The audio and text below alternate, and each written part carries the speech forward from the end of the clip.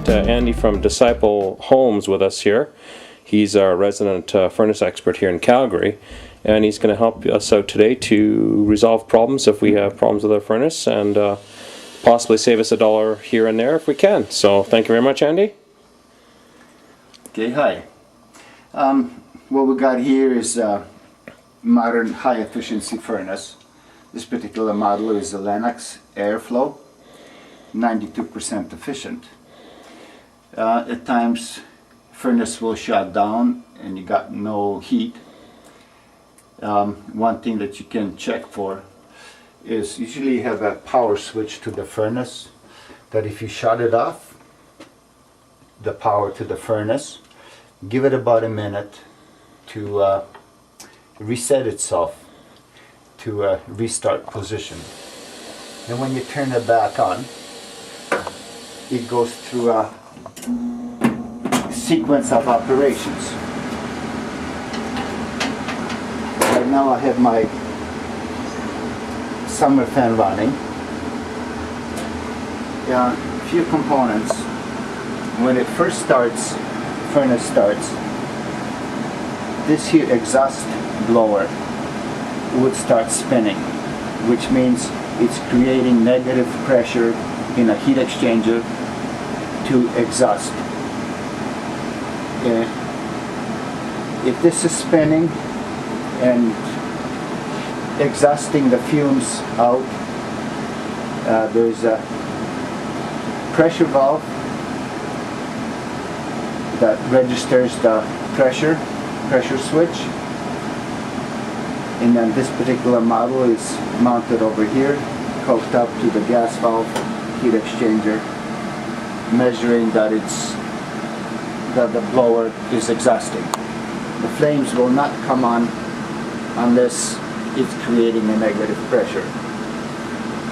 Here's our gas valve. Now in our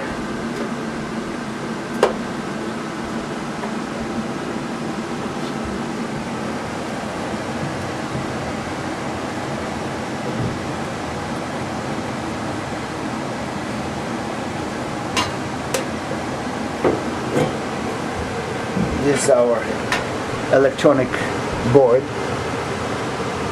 Right now it's constant flashing, which means it's in its proper operation.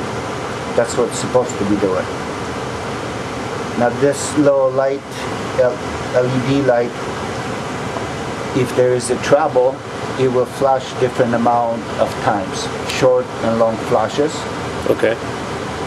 That help to tell what the problem may be, why it shut down. Do you find this like this in a lot of different furnaces? All the newer furnaces come with it. So literally the homeowner can get a pretty good idea what the problem is even before they call a servicing person. Yes, you can pinpoint to which component is not working properly. Right.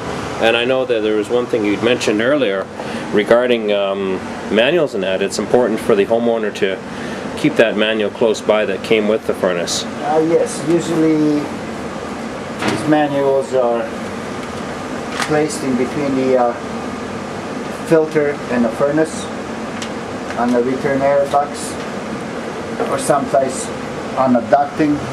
Yeah, so keep it close by, so to speak. Yeah. And as you found too, there's a lot of times if you take the model number right off the front of the furnace, you can go online and get that information as well. That is correct. Usually inside the furnace, on one side or the other, it will say model and serial number. Okay. By which it makes it easier for the serviceman to pinpoint the trouble, or at least come with the right parts. Oh yeah, so you can reduce your costs again if you have to have it serviced, because the service person can know in advance exactly what they got to bring. Exactly.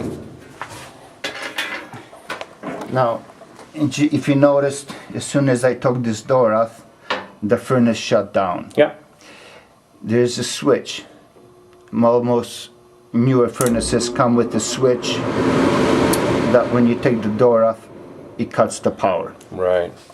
Okay, I've had it where people went to take a look, clean up inside, you know, vacuum up, and not put the door back on, and call that there is furnace is not working, just because they never put the door on. Oh. In the older furnaces, you didn't need it. Some people got their hands in it and into the fan. That was that, eh? That was that. Nowadays, no, the switch shuts the blower off. Okay.